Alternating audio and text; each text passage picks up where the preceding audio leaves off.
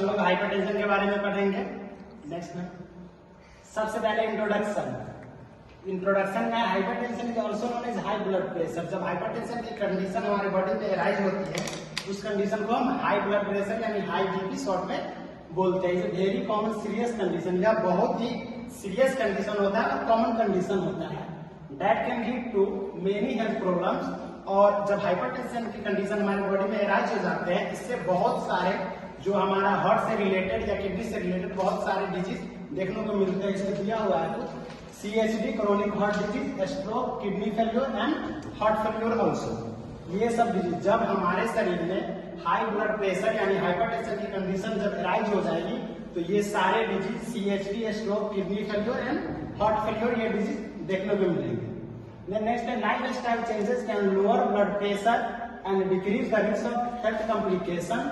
Lifestyle changes include मतलब कि इसका मतलब है कि लाइफस्टाइल मतलब कि हाइपरटेंशन के कंडीशन रहेंगे तो बहुत सारे हमारे लाइफस्टाइल में चेंजेस आ जाएंगे। उसका जो एक्टिविटी डेली एक्टिविटी होगा उस समय चेंजेस आ जाएंगे। Next hypertension is defined as persistent elevation of arterial blood pressure. It means जब हाइपरटेंशन की कंडीशन हमारे बॉडी में अराइज होते हैं तो उसमें परसिस्टेंट एलिवेशन हो जाता है जो हमारा आर्टरी होता है उसमें उस कंडीशन को हम हाइपरटेंशन बोलते हैं। अब नॉर्मल ब्लड प्रेशर दिया हुआ है 120/80 mm of Hg। ये हमारे शरीर का नॉर्मल ब्लड प्रेशर होता है। अगर इससे इंक्रीज कर जाता है हमारा जो ब्लड प्रेशर होता है 128/80 से इंक्रीज कर जाता है तब उस कंडीशन को हम हाइपरटेंशन बोलेंगे। ये सिस्टोलिक होता है और ये डायस्टोलिक होता है। Then blood pressure it is the force exerted by the blood on the walls of artery। जो ब्लड प्रेशर हम उसको बोलते हैं जब आर्टरी का जो वॉल होता है जो इनर वॉल होता है उसमें जो फोर्स लगता है और उससे वो जो आर्टरी पर जो फोर्स लगता है। There are 2 types of blood pressure. It is measured by the device named sphygmomanometer. जो हम ब्लड प्रेशर मेजर करते हैं उस डिवाइस का नाम होता है स्फिग्मोमैनोमीटर।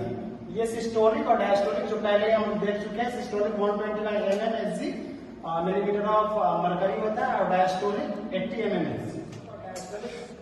अलग अलग दिया हुआ है। नॉर्मल में लेस देन 120 होता है एंड लेस देन 80। जब नॉर्मल हमारा रहेगा तो 120 और 80 से अंदर ही रहेगा जो भी बीपी होगा। देन एलिवेटेड होगा तो 120 से 129 सिस्टोलिक जा सकता है और लेस देन 80 जो हमारा डायस्टोलिक होगा 80 से लेस देन होगा।